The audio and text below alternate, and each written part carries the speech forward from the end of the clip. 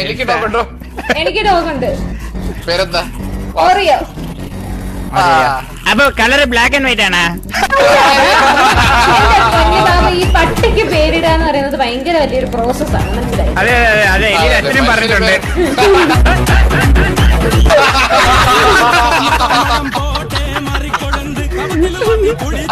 ഒരുപാട് പാടുണ്ട്.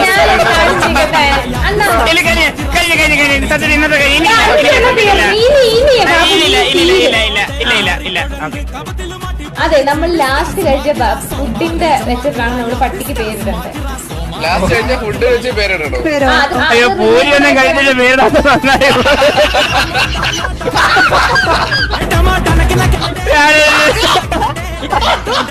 പൂരി